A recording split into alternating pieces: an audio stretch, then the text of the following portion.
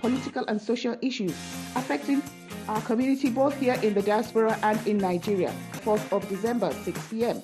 The venue is 805 Old Kent Road, London South East 15 1NX. See you there. All right, thank you for joining us on the program. This is Dialogue in Diaspora, coming to you live from Bentv. We are transmitting live from our North London studio here in London, across Europe, Spain, Germany, France, across major cities in Central Europe, including UK. And of course, if you're watching this program in Nigeria, if you're in Abuja, you can watch us on Star Time in Abuja, or you can watch us online, www.bentelevision, or just download our app, or anywhere you are, you can watch or on satellite. My name is Tunde Alabi, and the program is Dialogue in Diaspora. My guest today is Honorable Jibril Abdulmumin. We all know him. He's become about the most famous member of the House of Representatives lately. For some good, for some very, very bad. However, he is in the UK at this hour because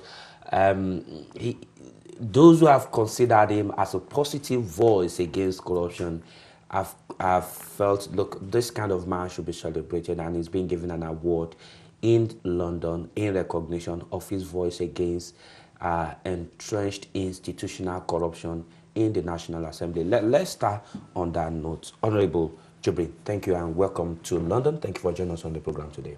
Thank you very much for having me here, and the most is my pleasure. To some, you are a devil, and to others, you are an angel. For those who have considered you are an angel, you have an award today. Tell us about that. First, let me congratulate you on that award. And it's no a mean feat to have an award coming from UK. As what this class of people who have seen you as that voice against entrenched institutional corruption.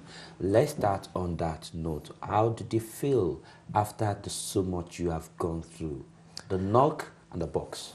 Thank you very much. As I stated during the award ceremony on Saturday, it came at a very appropriate time, and it was a huge, or remained a huge moral booster for me. It gives you a lot of encouragement to continue what you're doing. It also reassures you that people are taking note. I was actually amazed when I walked into the hall of the event, how much people knew about what's going on, and the kind of massive support the issues have generated. And we'll stay on course and continue to do the best that we can to see that the House of Representatives, and of course the Nigeria as a whole, is wiped off corruption and corrupt practices. Those who say you are a devil have said, look, you are just a victim of the institutional corruption in the House of Parliament. That you suddenly became anti-corruption crusader because your fingers were burnt. On that issue, of course, you know that when you raise the issues of corruption in Nigeria, you will always have people that will call you a devil. In my own case, it is also not different, because I've also accused people in high places. Never has the country ever seen this kind of situation where somebody who has held two very important positions in an institution. I was chairman House Committee on Finance in the 7th Assembly and Appropriations in the 8th Assembly. Maybe, probably, you might say the two most important committees in the House. Then coming out to accuse the number 4 citizen of the Federal Republic of Nigeria of corruption. And you say it loud and clear. You say it everywhere. And I've been saying it in the last 4 months, and he has not come out to deny anything that I have said. Of course, himself, the Deputy Speaker, the House Whip, and of course the Minority Leader, we are all part of the highly placed public officials that I accused. So, of course, you will understand that they also have capacity for mischief, and to also mobilize the little people that they can to call me a devil. And if such people call me a devil, then I will take that as a compliment. Then on the other side, the issue of my hands being burnt, I think people need to go back to history. You remember I was in this studio in 2011. Why don't you play back the clips and hear what I said at that interview? I think you should take time. It's a service to our country and service to humanity in the world as a whole if you play back that clips so that people will understand. Everything I am saying now, I have been saying all these things in the last 5 years that I've been in the parliament. And but secondly, take it for granted that I'm an aggrieved person. I've lost my job, burnt, and he is angry. If this is the way people who lose their job get angry and decides to open up the ills in our society, not lying, not blackmailing people, but saying the fact, then we should pray for more of such aggrieved people around the world. These were your colleagues at some point. You know the extent they can go. They probably know the extent you can go. I mean, one positive thing about you is you've always been a firebrand, outspoken, honorable.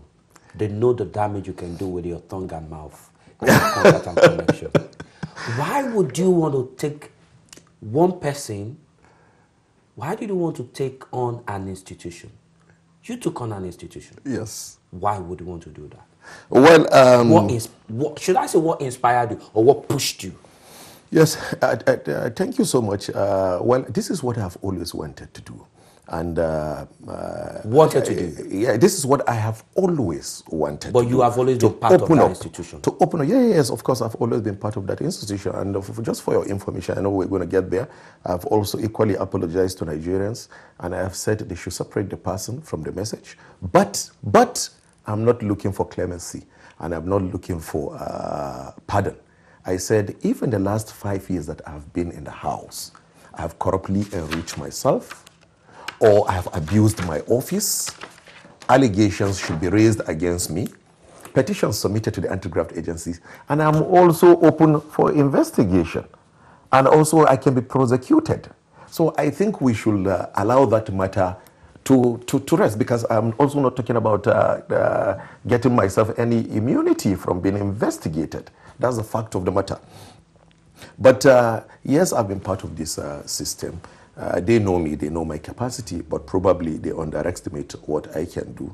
That, in addition to the fact that I've always looked for such an opportunity that will free me up and blow up all these issues. So if you go through my life, just take it. Just even don't go while I was in business or in the academics, etc. But take it in the last 5 years.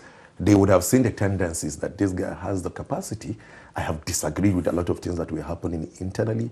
I have spoken out externally to the media, my positions about a lot of issues. But I know that you need some degree of madness to be able to deal with the issues. You need to do something extraordinary to be able to take up these powerful individuals and take on the institution. So I prepared myself to take on the institution. And I know that as you keep going, you need the agility to be able to sustain the struggle. So when we started, of course, they thought it's going to be the traditional way, oh, when we suspend him, it goes down and the rest. But I've been prepared for that. I'm independent. I'm not relying. I have goodwill all over the world. I have jobs offer all over the world. And I'm relaxed. And I'm prepared to pursue this thing until Nigeria do something that will become a history. Take someone, at least number 4 citizen of the Federal Republic of Nigeria, take him, investigate him, prosecute him, and dump him in jail. And I think that will teach people who are involved in corruption in our country a huge lesson. If the number 4 citizens were to be taken, prosecute, dump in jail, do you not think you might probably also go the same way? But I have just responded to that question. And I think this should interest people. Anybody who says, I have said I'm also open to investigation because I've been part of that system for 5 years. For 5 years, I was chairman finance for that matter, then later on chairman appropriations. So, for goodness sake, I've come out to say, Mr. Speaker, the Deputy Speaker, the Chief Whip, and the Minority Leader, in connival with few committee chairmen, about 10 of them. By the way, we have 96 committee chairmen. I'm not accusing 86 committee chairmen, about 10 committee chairmen, connived to commit the biggest budget fraud in the history of Nigeria. Then again, I went down to individual issues of corruption. I talked about the speaker collecting rents in the name of he does not have official houses, and the deputy speaker collecting fraudulent rents here and there. They've not come out to tell the country what they have collected. I've talked about the speaker diverting federal government project to his farm. I talked about the speaker trying to defraud the house by trying to introduce fraudulent mortgage system to build houses for members. And a lot of such issues have been raised. They've not come out to deny these issues for 4 months. Now, during this 4 months, nobody has raised any allegation that has to do with my 5 years tenure in the House of Representatives. Come and tell me that I've committed budget fraud. Come and tell me that I've breached budget process. Come and tell me that I've abused my office in the last 5 years that I've been in the House. Or tell me that I have stolen money that belongs to the House of Representatives. These are issues that we are waiting to hear. Nobody has done that. Mind you, this is the first time a single individual taking 13 of his colleagues to the anti-graft agencies, to the Nigerian police, to the DSS. I wrote, I signed, I took lawyers, I submitted the petition. I said, investigate them. I'm convinced beyond reasonable doubt that they are fraudsters, including the speaker, that arrest them. Investigate them, arrest them, prosecute them, and take them to jail. I know the anti-graft agencies, they're doing their work, and we're going to get to that point that Nigerians are waiting for. So, my brother, what stops them from also writing petition if I've committed budget fraud, or if I have stolen money from the house, or if I've diverted constituency project, or anything? Write it, submit the petition. In the last 4 years, they've not said, in the last 4 months, they've not said anything. Nobody have accused me of committing anything wrong within the House. Even the reason the Speaker gave initially when he said he sacked me, that it was based on budget padding. The same Speaker came back and said, padding is not an offense. So they stopped saying I have committed any offense. So I'm also waiting for them. So don't even bother yourself. Nigerians, we have 200 million people. We have 359 minus myself members in the House of Representatives. So they can go ahead if I've done anything wrong, and let me also go and face the penalty. What accusation against it that has been leveled against you? Did it say when the budget was presented, you disappeared with the budget? You had your own consultants who worked on the budget only for you to reappear and just present the budget to the committee, and that they were not able to get in touch with you, they were not able to speak with you, and that the budget itself was not discussed at the committee because you took it away and did whatever you wanted with it. If you can record properly and take a good history of the case, the build-up of the case, these were the things that they were saying at the initial stage of the crisis. Maybe, I think, 2-3 days after we went on recess. And I think after that first week when we went on recess, they never repeated that allegation again. They're no longer talking about that because I've come out to explain to Nigerians and explain to the world how the budget process moves and how practically impossible it is for chairman appropriation to run with the budget. The budget comes, it goes through first reading just for the purpose of those who didn't listen to all the explanation I gave. After that, it goes for second reading where everybody debates. Then it is referred to Committee on Appropriations. Then we dissect the budget. We now send it to the various committees to deal with the various budget that has to do with their MDAs. Then they write reports and bring the report back.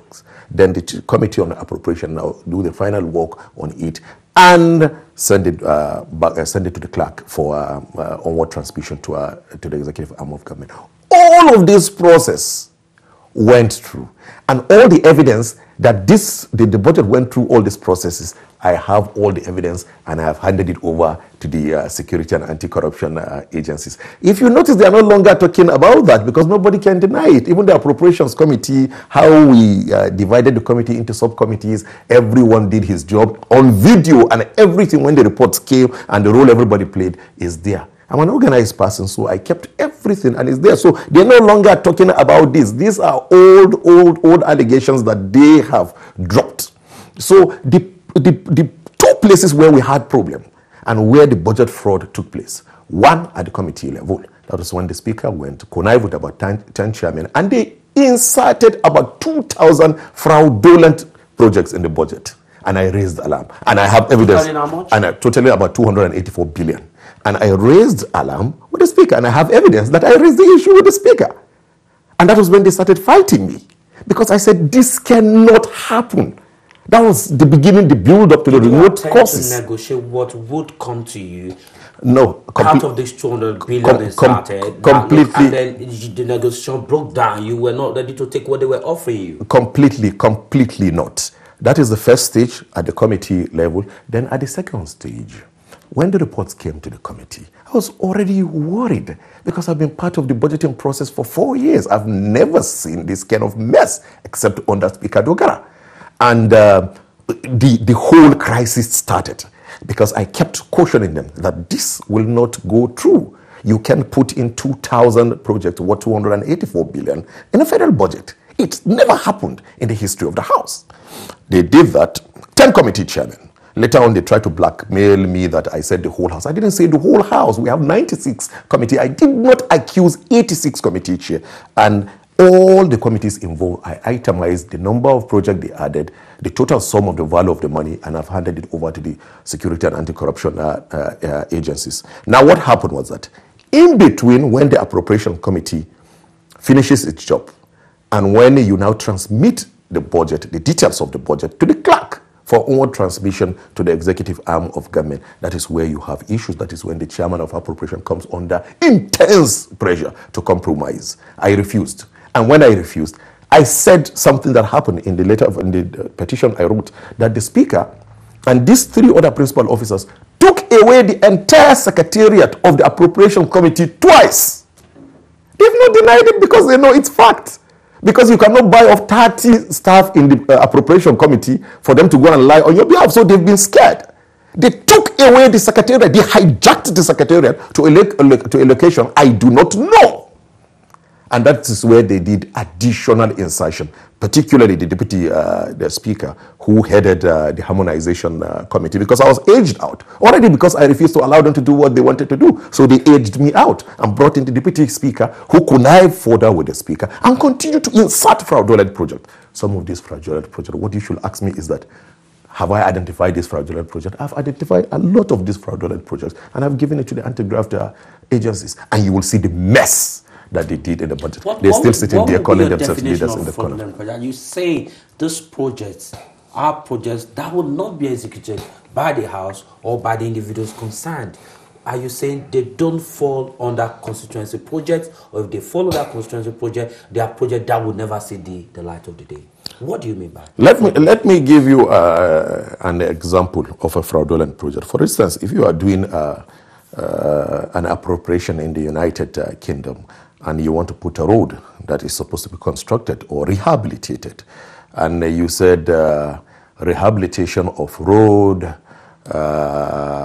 from Manchester to New York to Paris and to Tottenham, then you put it in the budget because you know that many Nigerians are not too information conscious, are not too research conscious. There's problem of capacity in the system, and the entire system is weak to be able to checkmate that kind of monumental fraud.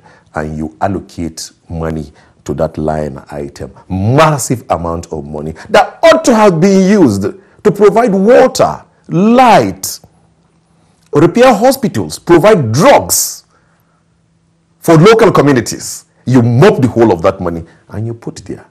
Now, for the speaker, there are a couple of roads like that he inserted in the budgets. Then you have things like building religious places. You have stuff like people going to buy mats and the rest for money that is meant to build technology, to upgrade our schools, etc. So you have a lot of fraudulent projects. Then I give you an instance.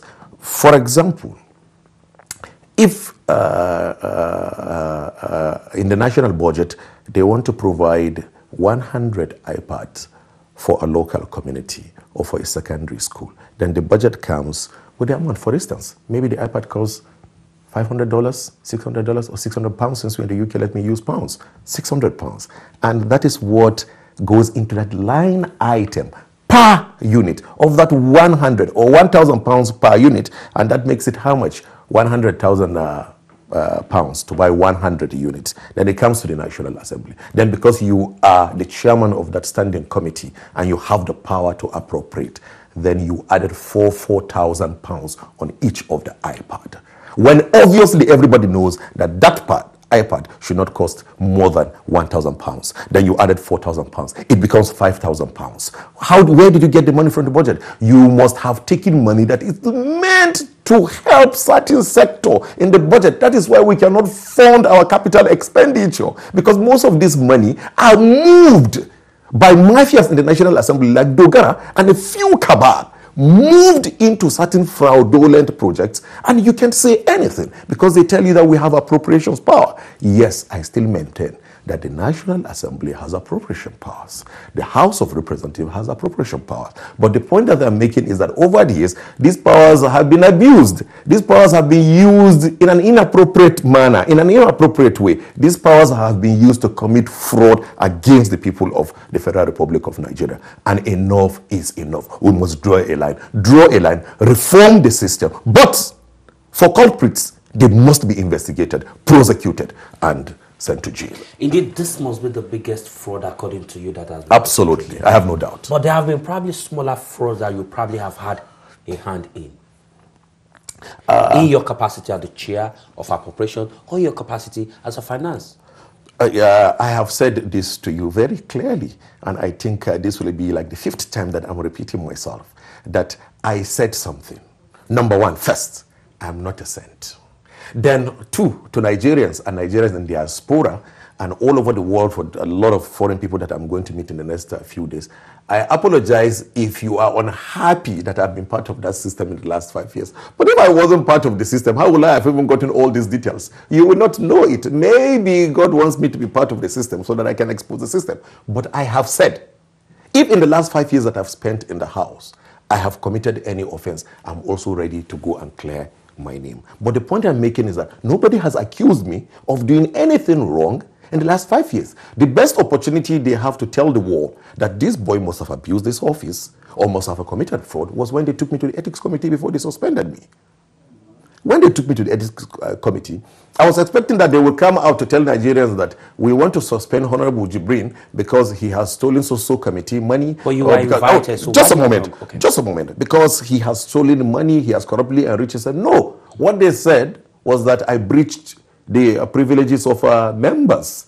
And my response was simple and straight. I said the privileges of members does not in any way confer on members of the House of Representatives immunity against being exposed if they commit corruption or corrupt acts or if they abuse their office. You can abuse your office and still commit money and commit budget fraud, and you say somebody should keep quiet and not say it, and if he says it or open up to the world or tell the media you said he has abused your privilege, you're a fraud in a system, then you say I abuse your privilege. It's impossible. So the fact of the matter is that nobody has accused me of committing any fraud or corruption in the last 5 years. When the ethics committee invited you, you didn't go. You didn't attend the meeting. Yes. If you were sure and have got that confidence, why did you not go to confront them to their faces to say, I am here. This is what I've said. And I'm ready. Why did you turn down that invitation? Okay. Thank you very much. Just a bit of the information and knowledge. Many people have asked me this question. Now, what the motion that was passed, which was also an ambush within the House because it's done through subterranean means, etc. The motion that was passed referred to the Ethics Committee. It was not a motion asking the Ethics Committee to investigate the allegations I raised against the Speaker. The motion did not mandate the Ethics Committee to investigate the allegations I raised, which are grievous, against the Speaker on budget pardon, on individual corruption and systemic corruption in the House. But the mandate of the Ethics Committee by that motion was to investigate the fact that I breached the right and privileges of members. Full stop. And the chairman of the ethics committee called me. And I said, aren't you going to, he has not denied, he had 3 telephone conversations with me. I said, aren't you going to investigate the allegation? Are you not ashamed? Won't you feel embarrassed? Somebody comes and he's saying in a market square, thief, thief, thief. He's shouting like in a Nigerian local market square. You are shouting, thief, thief, thief. Since all my growing up life, I'm 40 years now, I always know that the moment somebody shouts thief in a market square, people run towards the direction of the thief.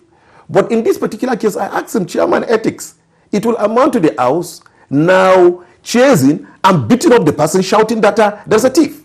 And you allow the thief to run and run and run and probably get lost in the crowd, in the market crowd, and you may never find him. And that is what is going on, because for 4 months, I have accused Ugara.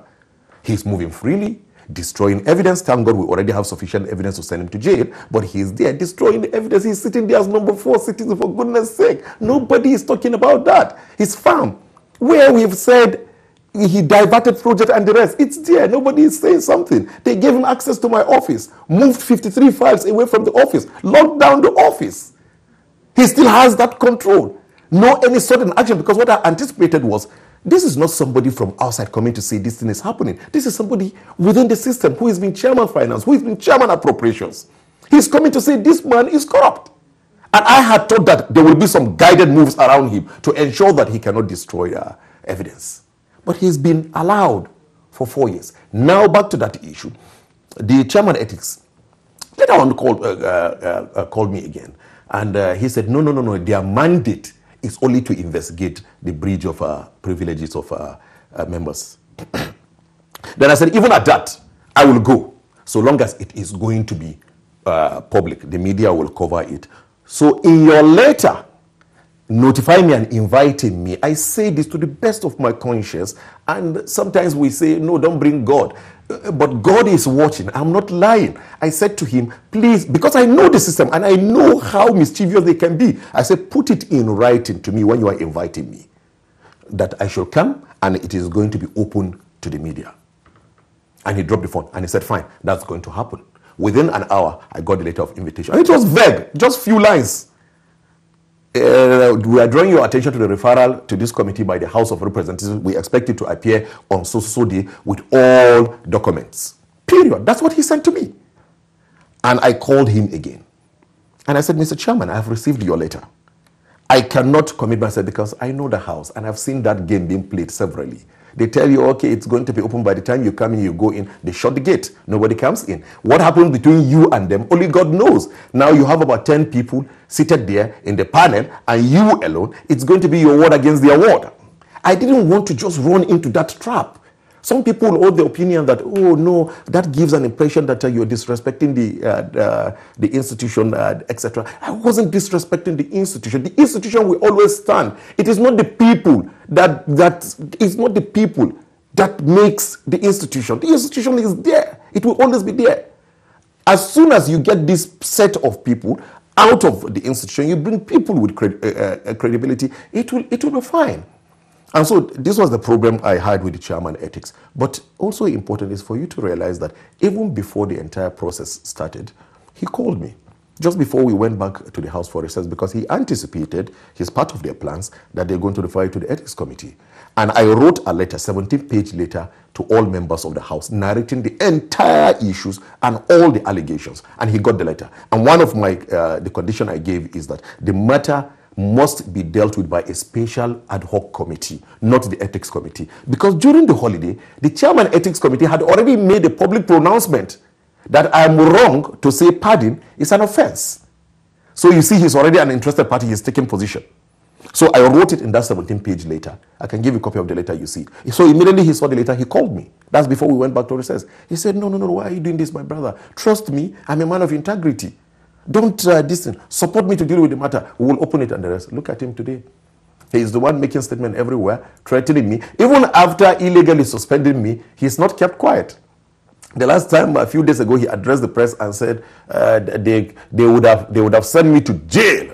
He was just being sympathetic to me for just giving me a 1-year suspension, and of course saying I'm not going to hold any responsibility in the House for the next 4 years, and that I have to apologize to them.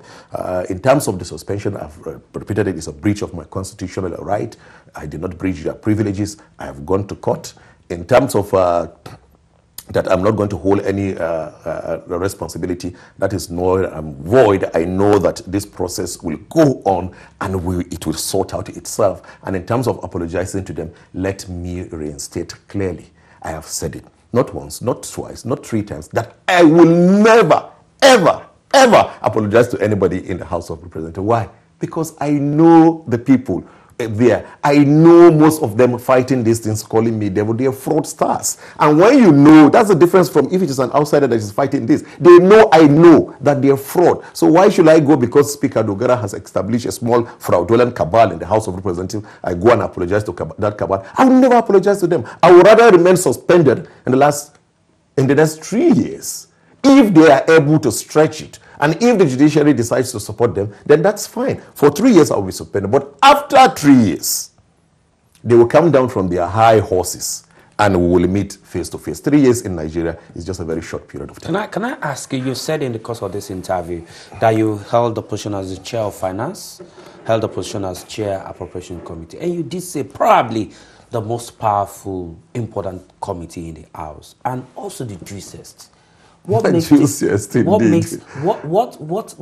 these committees, say for instance finance and appropriation, about most powerful and juiciest? Well, I don't know about people juices. Let me answer. Generally, and I mean generally. And of course, you do know that, even by your members, that GCS committee. So let's start. What makes them powerful and juicy? Yes, of course, the press can decide to give a name to anything. And just like even the budget pardon, I've tried to promote it to the press to embrace the new name that I'm coming to that. We seem to have pardoner in our lexicon. Anyway, but since we're coming to that, let's come to what makes these committees powerful and for the finance, the finance and appropriations committee are 2 very outstanding committees in the House, and it's such a privilege for you to be able to hold that committee, not because you're better than anyone. Let me say, it's a privilege for you to be given the opportunity.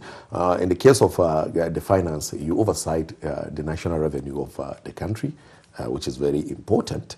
That means you oversight the inflow of money from the NMPC, from the DPR, from the Federal Inland Revenue, from the customs. You also oversight independent revenue, that is money that comes from government agencies, etc. Then unanticipated revenue that comes into government coffers, like returning of stolen wealth, etc., and the rest. Then as chairman of finance, you also head the joint committee that approves the earlier Bentv, medium-term expenditure framework and fiscal strategy paper, which normally serve as a forerunner to our national budget. Such a very important document. You chair that committee. And then also you have responsibility over the relationship of Nigeria with foreign financial institutions, of course, stocks of the company, that the government owns, stock that government owns in companies, etc., and the rest, banks, whatsoever. So the scope is quite large. By implication, within the House, we normally see the chairman finance and the chairman appropriations oversight all sector. Then for the chairman appropriation... Before we go to appropriation, let me put on that. So in your position as then chairman finance, were there lobbyists in the National Assembly? Lobbyists from private sector, corporate sector, were there things like that? Yes, there were things like that. But what role did they play in ensuring? Did you get people lobbying you in that key role? Well, of course, you will get people coming to lobby you. But if you know my personality type, people were even scared of coming closer to me. I have a couple of instances I would have been able to to give you, where I've had situations with ministers that will say, oh, there are few privileges, etc. But the problem is that we're too scared of Honorable Jibril. I've been very, very outspoken. And it's so simple. If you just Google it, my activities while I was chairman finance, it would take a lot of guts for somebody to come and approach me to try to do anything illegal. Everybody knows that with the former Minister of Finance, we disagreed for 4 years. We disagreed. And the records are there, they open. It is after she left the office. I have that habit. When you leave the office, I go back and become your friend and make you understand that there's nothing personal. So we're very good friends with her now. But while she was in office, we never saw eye to eye because I always make sure that I do my job. And you cannot come and just put me in your pocket the way I see a lot of committee chairmen do, and of course the speaker himself. And that's the kind of personality I had. And it's a public knowledge. Everybody knows that. When you come back to appropriation, while the finance chairman deals with the revenue. I think I've got a call. Before you go to appropriation, let me quickly take this call. We'll come to that call. Thank you. Good morning, Yinka. Yinka, thank you for joining us on the program today. And I'm very happy to have everybody in the studio, including my doctor. Good morning, Honorable Jibril. Morning. I don't know, because I've been looking at you, you don't have paper and pen with you. I want you to please write these questions down for me, and I want you to please answer me. I just took his paper away from him, Vudo. Please, quick. I want you to have a pen and paper, but if you can have it, please write this question down. And holistically, I want you to answer me. Okay, please. 5 years spent in the House of Assembly. But today, because there is no more business as usual, why now that you are crying out loud? 1, 2, your mission of speaking out. Please, I want to ask you, to Allah, tell the whole Nigeria and the diaspora, why is the House now saying that the minister for budget and planning do not have anything in the paper that they presented? Or are you still playing the game as usual in the House? If a minister for budget don't present anything, and they are saying that he does not present anything in the House, is that true? The third one, can you accept it that the Fourth Republic, all you politicians rule the economy of Nigeria, yes or no? To checkmate fraudulent projects in Nigerian budget, you, the politician, blindfolded all Nigerians for not to be able to checkmate what we are putting down in our budget every year. And lastly, you said you are not a saint. Do you deserve any award or supposed to reject it? If not, please confess your sin right here. All right, thank you so much. Can tell you to all right, thank you so much. And sin no more. All right, and you return back to Nigeria. Yiga, thank you so much. 5 questions. Too many of them are to go. All right, easier to respond. Thank you. First of all, let me take. And you see, I will tell you something. As much as you see he is stroking, you might get it wrong. Nigerians are angry. Nigerians are angry. Absolutely. And sometimes, now that I'm outside, when I sit in my living room and I look at my colleagues in the chamber, no matter how much they think they understand how angry Nigerians are, I think they do not understand the level of the anger that Nigerians have over particularly members of the House of Representatives and some of our leaders. On the first question, I think I have answered it repeatedly. I've answered it severally.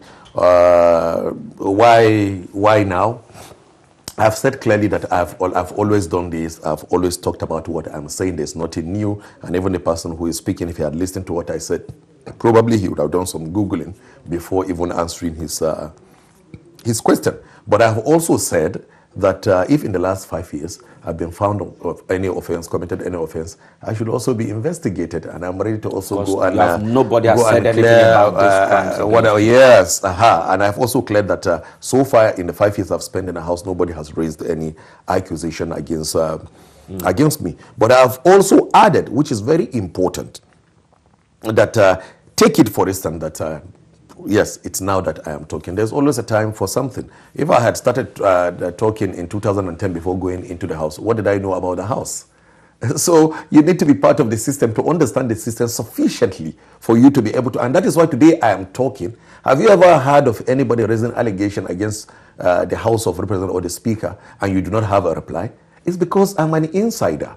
So I think logically people should understand that you need to be part of the system for you to even understand what's happening there.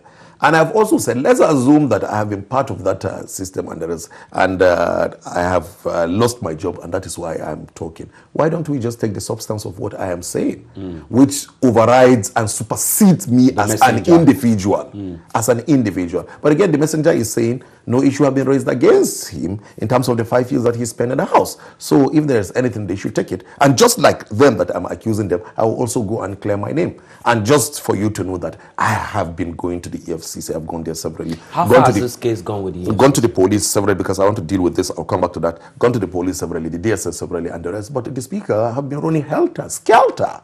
He has refused. They've invited him. He has refused to go. And that's what is going on in the country. And that's what is frustrating a lot of people. So that aside, the issue of the loan, of course, the loan and the MTF, now it's gone to the House. I also saw it on television that it's been returned because there are certain attachments that are not they are not included. Of course, that actually happened in the Senate. And I don't like talking about the Senate because I'm not a senator. I don't know what is going on in the Senate.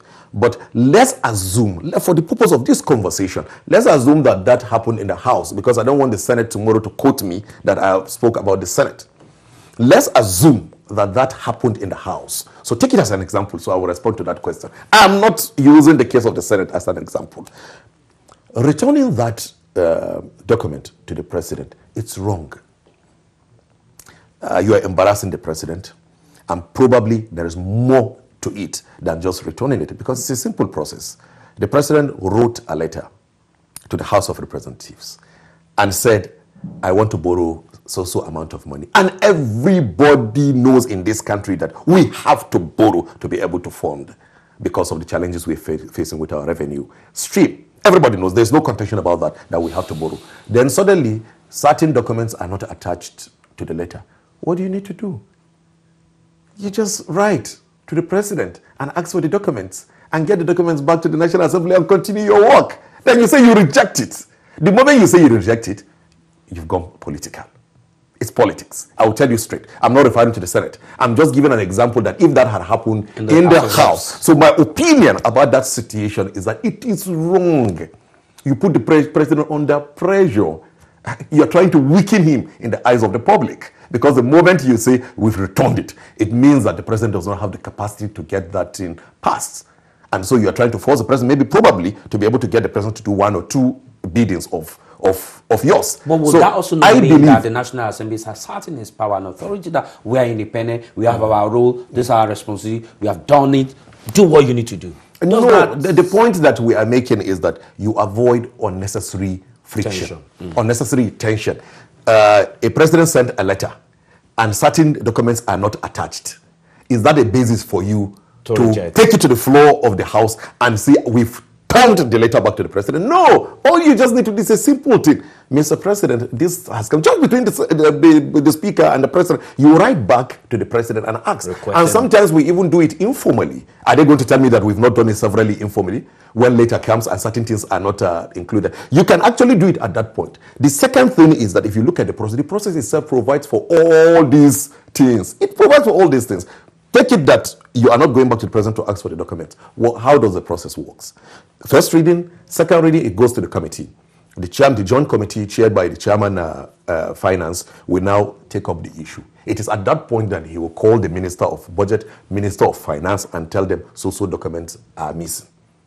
You know, so you have so many ways that you can go about. But when I see such things happening in the National Assembly, I know there's more to it. And I sympathize with the president. You know, when you know a system so well, you sit back and you just smile because you know precisely what they are trying to do. In the case of the House, I know that they would have even done worse. Because now the House, a lot of them are panicking, particularly the Speaker and the 4 powerful principal officers that are accused. So what you will anticipate in the next few weeks or few months is that anything that the president takes to the House, it will suffer before it gets approved. Because they are trying to bend the president so that if he will support investigation against them, they will tell him, okay, we're also going to fight you. But the good news is that in the past, Because there have been a lot of issues of corruption and the rest. The House normally use such issues. Oh, Disney have stolen this. Oh, who has taken this? Oh, aviation minister have taken this. They use it. But now there's no more stealing. The good news is that they cannot blackmail Buhari. Dogara cannot blackmail Buhari with the issue of stealing. So the only thing now is that when the president wants his budget passed, when the president sends a request to take loans, when the president sends his MTEF and fiscal strategy paper, when the president sends supplementary budget, when the president sends confirmation of ministers, for instance, now the EFCC chairman, it's been lying down in the National Assembly. It's not been approved. Confirmed. There are a lot of confirmed. Of course, that has to do with the Senate. I don't like talking about the Senate. These key issues, Nigerians around the world, and Nigerians living in Nigeria, so you watch us and see, there will always be drama in the House of Representatives because some leaders in the House of Representatives are corrupt and they know that the law enforcement agencies are getting very close to them. So they will want to use the instrument of the House to be able to coerce the executive, not to be able to push in to investigate, prosecute, and arrest. I'll go Ade on the line. Thank you, Ade, for joining us on the program. Good morning. Good morning, Tunde. Go ahead and make your point, Ade. Yeah, good morning, Honorable Jibril. Morning. Yeah, my question to you is this. Do you believe in party supremacy? The reason why I'm asking this is, you know, I observed during the election of the leadership of the Senate, the House and both Senate, what happened. You, Jibril, and the rest of the APC member departed from your party and play along with PDP. And you can see what is happening now.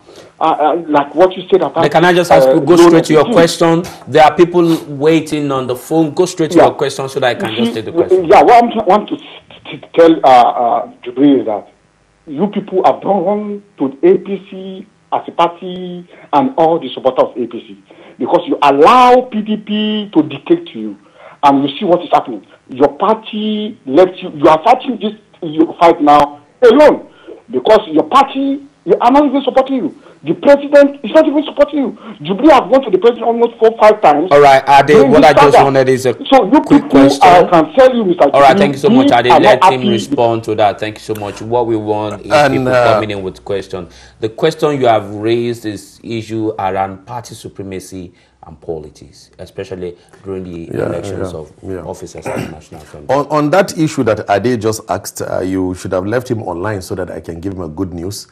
I'm guilty as charged.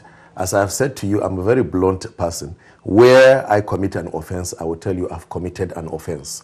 And I will apologize. But if that offense amounts to me being prosecuted, I'm ready to be prosecuted. In the case of the party supremacy, talking about the elections of Speaker Dogara, if he had followed all my statements from when the crisis started, yes, I'm guilty. I'm one of those. Practically what we did, just few of us worked so hard. I played the leading role to get a very lead role to get Dogara to become a speaker. But I apologize. I've written to the party. I apologize to the party because I said I made an error of judgment. I didn't know Dogara was like that. I had thought it's a different personality, and we've agreed the kind of thing that we should do in the House in terms of uniting the House, in terms of bringing in reforms in the House, in terms of using the House and doing things. How would you say you were guilty? Doing things that will bring back the trust that Nigerians have in the House of the Representatives. And immediately he became Speaker. He derailed completely. Everything he did is opposite. All the issues that I have raised against the Speaker from when he is elected to date remain controversial. How he appointed committee chairman remain controversial. How he increased the size of committee to 96 remain controversial. The House rule that is now a subject of the House rule that is being used now in the House, it's illegal. Maybe the court, by the time the court rules, everything that they've used that House rule to do might become null and void because it's a subject of litigation in the court. He arrogated to himself power. Even Hitler didn't have the kind of power that Dogara inserted in the new House rule for himself only as a Speaker of the House of Representatives. Now there are even bigger issues like the budgeting process, the negotiation process for the budget, etc. All these things we actually agreed that, look, this is how we want it to be so that we can make our country people proud. he derailed completely. And I take responsibility for that. And Ade has right to be very angry with me. And many people haven't forgiven me for that. And I've met a lot of prominent Nigerians that said, look, we will not support you because of that role. And I said to them, sorry, because of the role I played in electing Dogara. But if you support this cause, you are not supporting Jibril. You're not supporting Jibril. You're not supporting Honorable Jibril. You're supporting the country. So stop saying you are supporting me. I don't need your support. You're supporting the issues.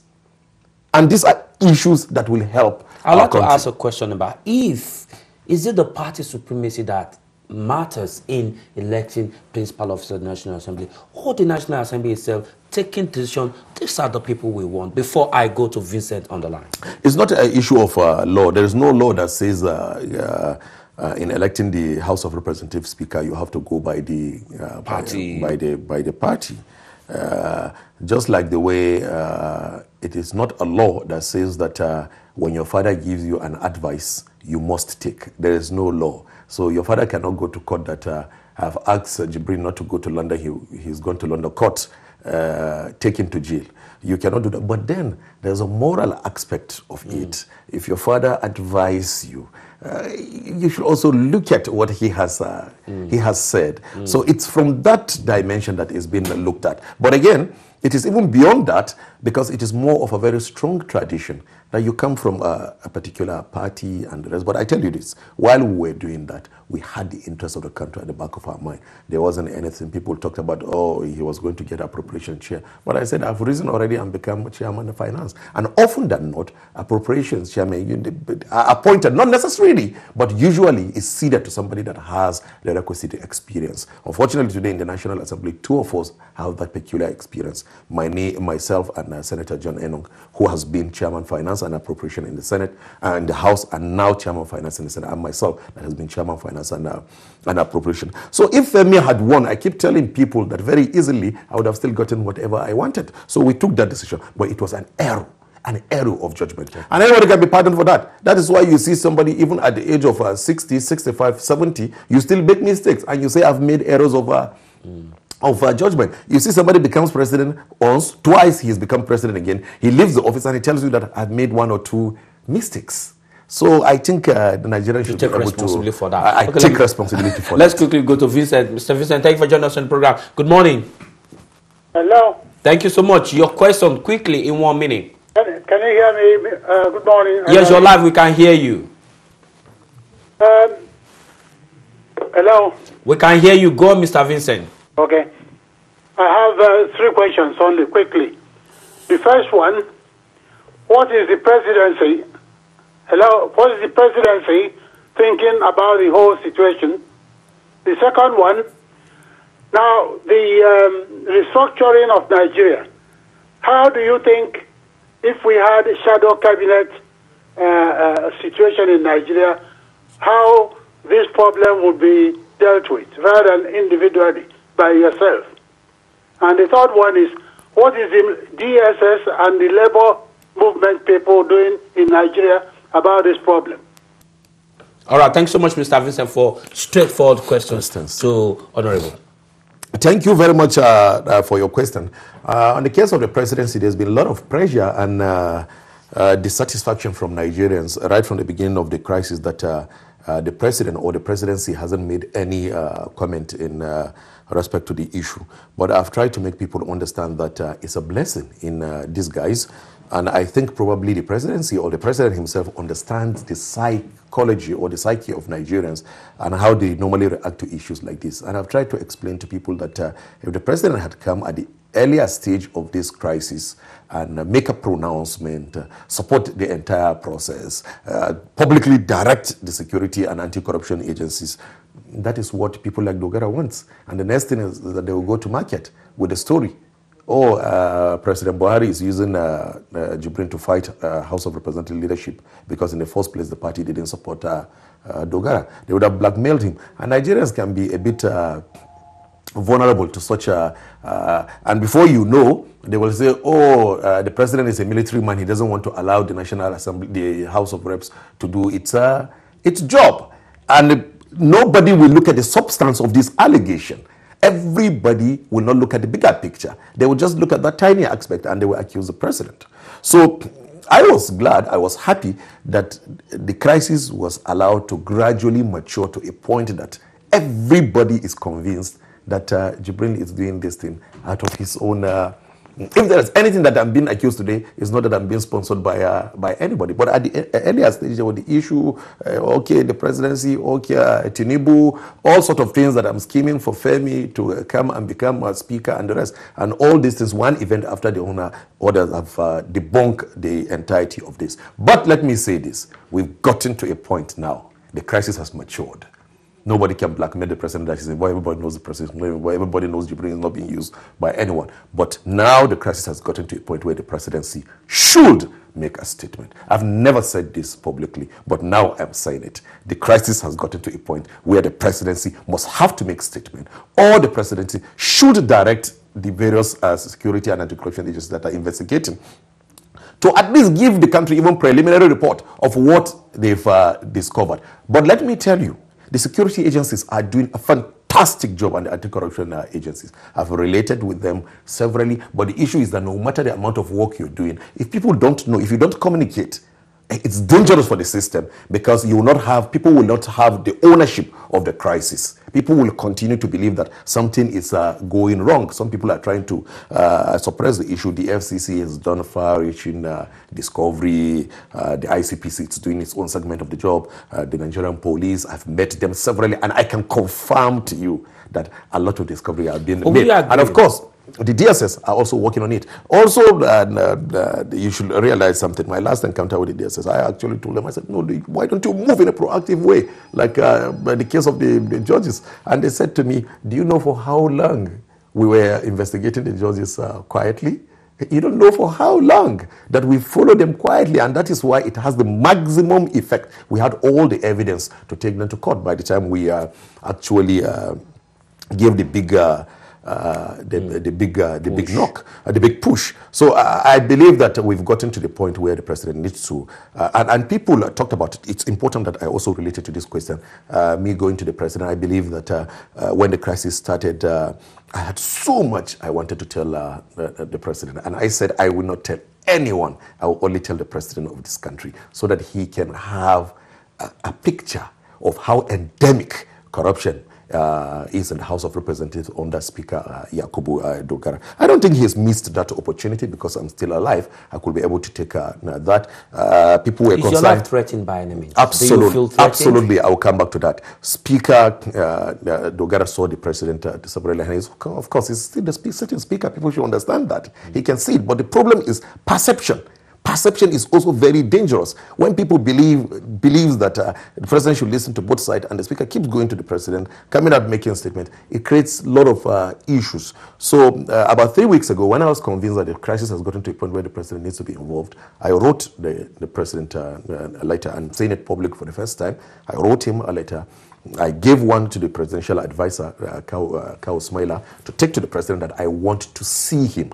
I'm an insider. As a member of the House of Representatives, any member can always apply to see the president. I want to see him, first as a member of the House of Representatives, as also his son, as somebody who also believes in this government and the rest, and somebody who has been part of a system that knows that the system is corrupt, and also somebody who knows that the number 4 citizen, who you have only 2 people behind you, the vice president and the senate president, he's corrupt, and you have meetings with him every day. And I want to give him certain information that will help him. So I wrote the letter. Then I sent another letter directly to the president. I have not gotten any response. How long ago now?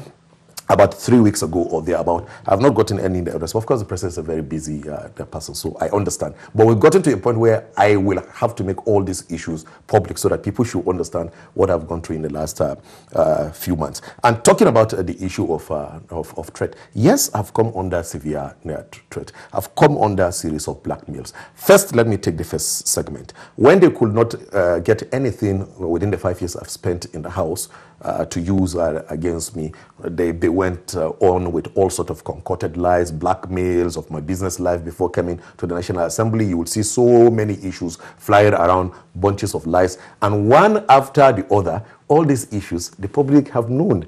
Some were verified independently by Nigerians that it's all false. I'm not facing any case before the EFCC at the moment or whatsoever. And that's why I move around very freely. Now, apart from that campaign of calumny that they mounted against me, the second thing was a threat.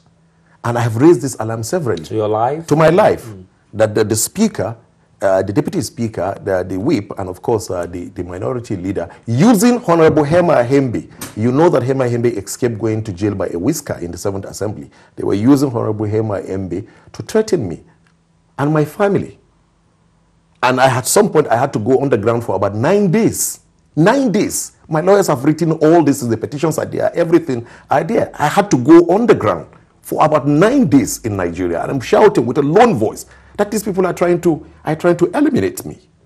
So, and that is why when I came to London, I made up my mind that I may never go back to Nigeria until my safety is guaranteed. All right. And the second thing I will do here, I've done enough in Nigeria in publicizing this matter. Now I'm going to take advantage of the time that I have in the United Kingdom. I'm also proceeding to the United States. I'm going to take up this campaign to foreign government. I have enough network, having school in the Harvard, the London Business School, etc. My classmates are all over willing to give me all the assistance and the platform to be able to do this. I will talk, if Dogara can go and lobby Nigerian media here and there, let me see whether he can come and lobby Bentv or CNN or BBC. I will take this matter to the international media, to foreign government, to anti-corruption organizations outside the country, to Nigerians in diaspora, until Nigerian government take action. Great. Julius, thank you for joining us on the program. Your questions? Good morning. Morning. Please, I want to ask 2 questions. Number 1 is, I don't know if your guests can actually be sincere and honest to tell Nigerians how much is a National Assembly member take home at the end of the year. And also, another question is, if, is it possible to do away with or scrap entirely the constituency project as it is today in Nigeria, because it is not necessary? All right, thank you so much. Actually, that's where senators actually, embezzle a lot of money. All right. Sincerely speaking, the pay packet. Thank you so much, Julius. Sincerely speaking, the pay packet, including allowances of members of the National Assembly. You may not want to talk about the Senate. Let's talk about the House of Representatives, and of course, the issue of constituency allowance. So, thank you very much, Tunde. I've actually spoken about this issue extensively. And if for nothing, it gives me that good feeling, and I sleep with my 2 eyes closed, that I'm the person who blew up the issue of these allowances. But I tell you, my disappointment is that I actually thought the way Nigerians were so passionate about this issue, that the day I spoke about the issue, the whole of Nigerians will go and sleep around the National Assembly and insist that actions should be taken. So you get to a point where you think that people just talk bitterly about corruption, but even when they have the opportunity to act, nobody does. It's not a big deal. You have 2 segments, you have the salary package and whatsoever. I don't want to go into that because that is not too consequential.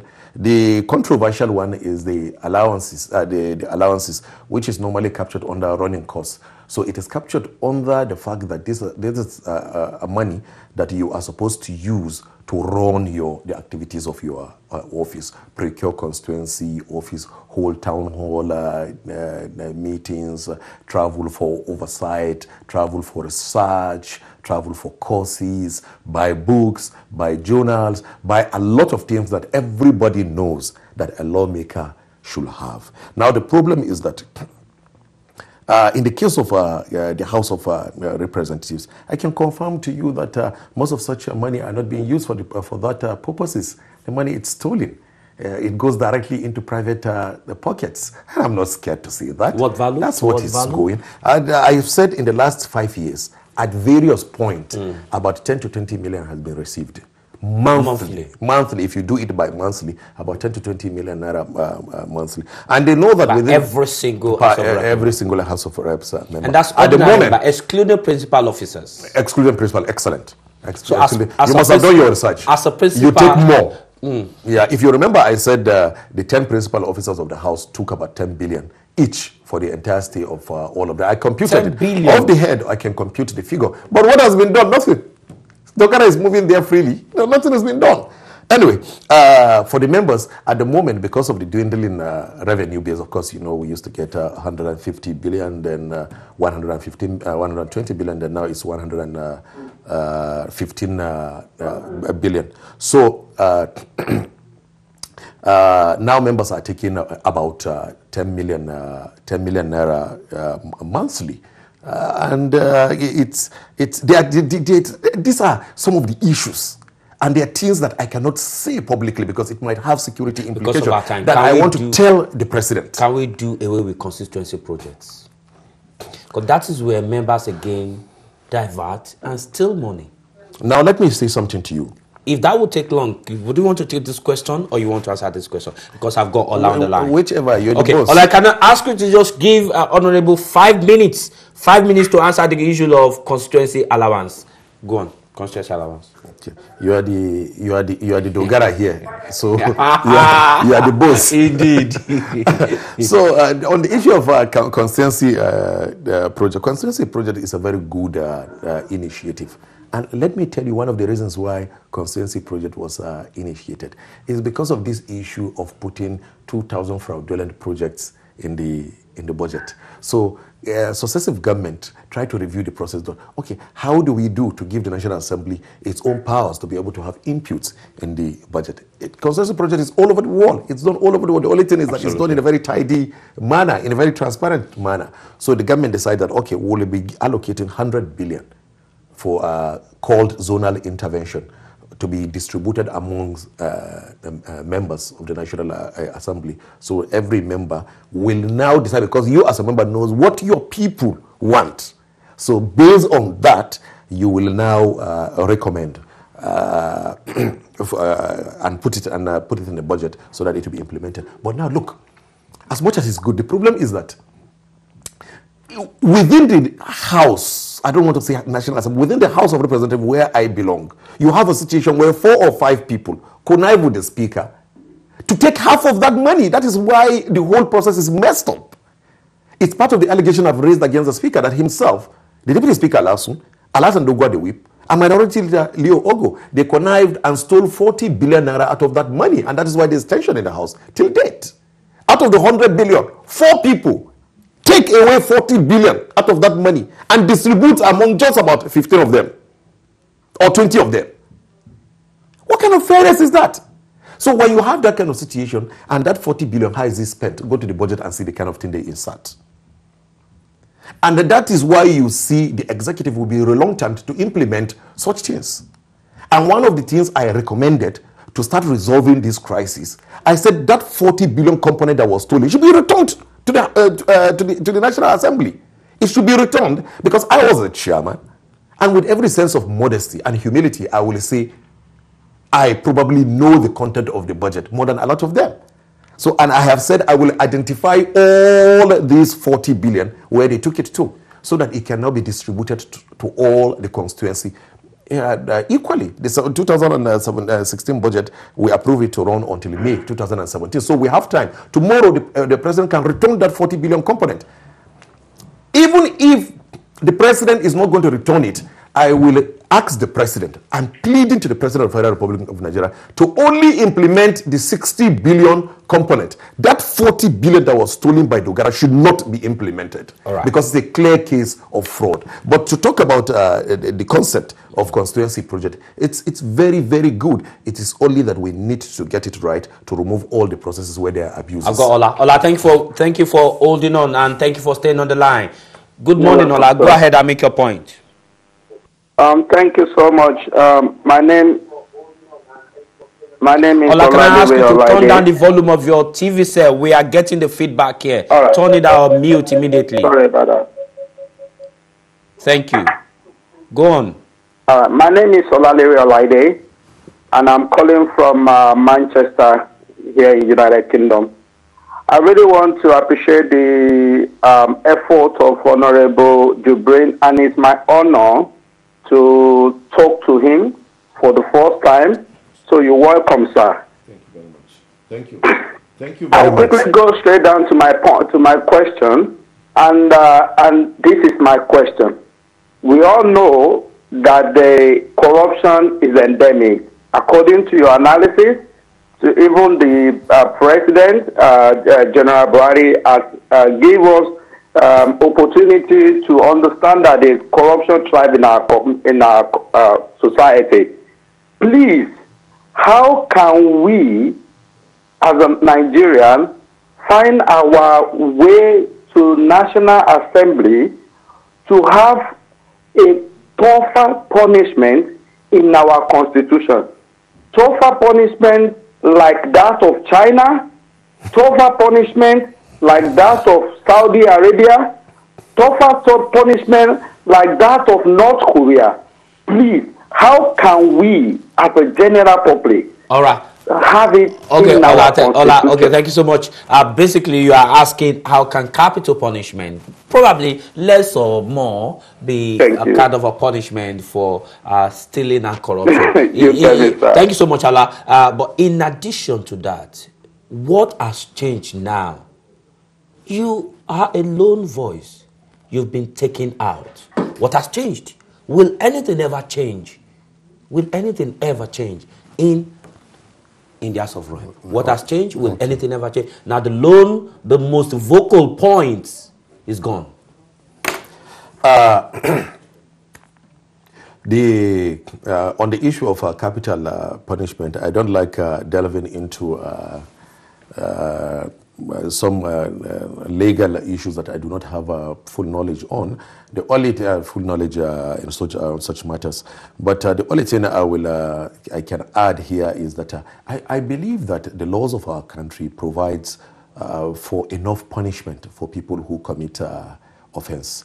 The only thing is that corruption has gone so deep in our society, so much such that the entire process that leads from the point of raising allegations or whistleblowing over to the point of investigation and over to the point of prosecution and on to the point of sentences, it's all also endemic. It's also all affected. Otherwise, the laws are there and they're clear. And that is why I'm saying, okay, look, the model that I'm bringing in is that use the House of Representatives as a launching point to clean up Nigeria. And severally I've explained the dynamics, how if you deal with corruption, if Nigerians now mobilize the president, the international community, Nigerians in diaspora, Nigerians within Nigerians, the labor union. By the way, there is a caller that talked about the labor union. The labor union, let me declare to the world that is one of my biggest disappointment in the whole of this budget pardon crisis. Can you imagine? The Nigerian labor union has not made a single statement.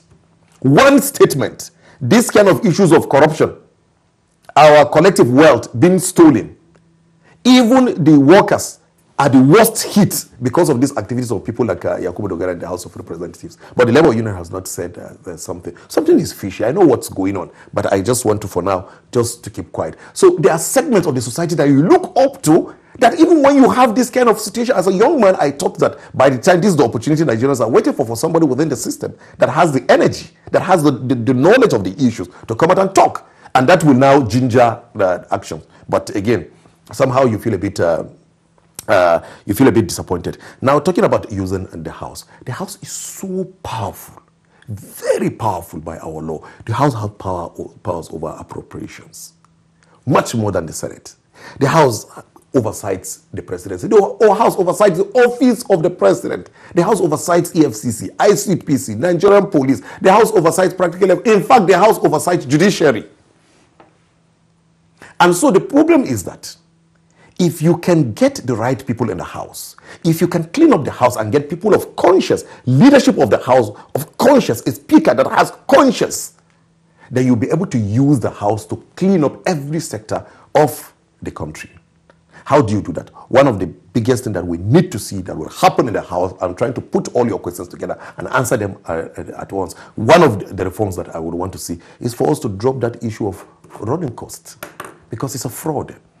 And now, from my experience in the House in the last 5 years, many people rush to the House of Representatives. Many people rush to the House of Representatives because of that allowance. So you see somebody who has a small business, sells the whole of that, use the money to go into politics, fight like as if it is life and death to come to the House because he knows that there's a money to recoup. So you can have as much as 75% of the people in the House of Representatives come in because of that money, and they do not have the capacity for the job. So the job that should be accomplished is minused by 75% in terms of capacity. Then secondly, the primary goal is money. Now, when you take away that money away from the National Assembly, the running costs, then bring it down to what I believe should be earned, maybe 500 to a million naira per month as running costs, because that is what match the productivity at the moment. When productivity and capacity increase, you can now continue to increase the budget. But that would be for the RAMFAC, revenue mobilization and allocation. Yes, we are just saying now the kind of reforms that we want to say. No, for your information. If now the government of the country wants to get that done, in terms of reforms in the House of Representatives, it can be done within a week or 2 weeks. Because it's a clear case of fraud. So you can call them and sit down with them and tell them that drop this thing.